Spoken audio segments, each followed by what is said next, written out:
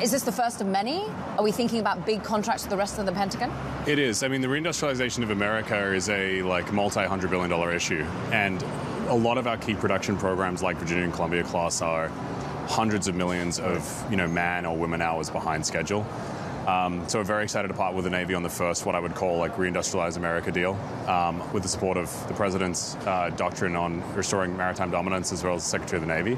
But for Hadrian, this is how we launch our production as a service advanced factories model in these massive efforts. And this will be the first of many that we announce this year. It is interesting because when you first started coming on Bloomberg Tech, the idea was there, and this is it coming to fruition, and you're laughing, but it is of quite large scale. I want to ask you the question that you've been over with us before, but I think it will help the audience understand Hadrian. What is Hadrian's core competence? Our core competency is taking legacy designs from other manufacturers, like the primes or startups, and building highly automated factories to just mass produce whatever they need.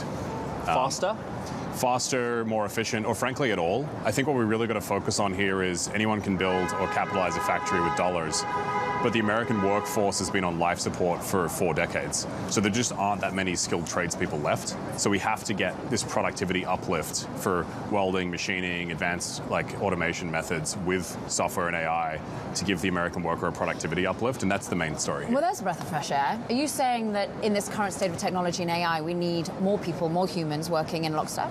Yes, and in advanced manufacturing in the US, the average age of a skilled worker is 65. And the biggest shortage the Navy and other people have got is they could spend $1 billion and try to hire 1 million welders, and they just don't exist in the country. So we need to up-level every possible manufacturing worker we've got with advanced technology to make them more productive, because we just don't have them on shore anymore. What about supply chain? We don't have that on shore, and at the moment we're even more worried about it because of the Strait of Hormuz. It's a terrible issue, and I think the Strait of Hormuz issue is in things like critical munitions also. We're working out that this is a production fight. We have the most advanced defense systems in the world, but we just need a lot more of them. But we haven't really redone manufacturing since the end of the Cold War, and that's left us with a aging workforce that needs to be upgraded with technology in partnership with the workforce to make them more productive.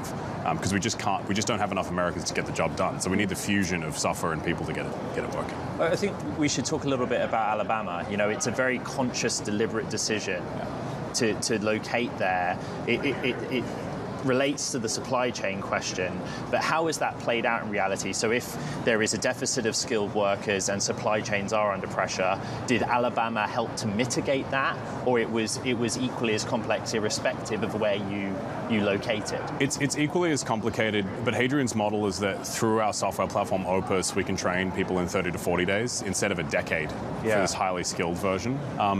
We partnered with Alabama for a couple of reasons. There's so much history in that state. In World War II, there were 60,000 Alabamians building ships. And it was a huge manufacturing hub that, through Chinese offshoring and the degradation of our industrial base, lost all those jobs. So one of the reasons we partnered with the state, apart from they're amazing people to deal with, is just for us, it's a real spiritual return to Alabama's history of kicking absolute ass in World War II. Right. We need them to get back in the fight again, and Factory 4 is the first opening stanza of that. I appreciate that being here in Washington D.C., there is a focus on procurement, selling this stuff to the different arms of our military and government. But actually, would you take us through the production process, start to finish? Just the simple terms of what it is that happens at the Alabama facility.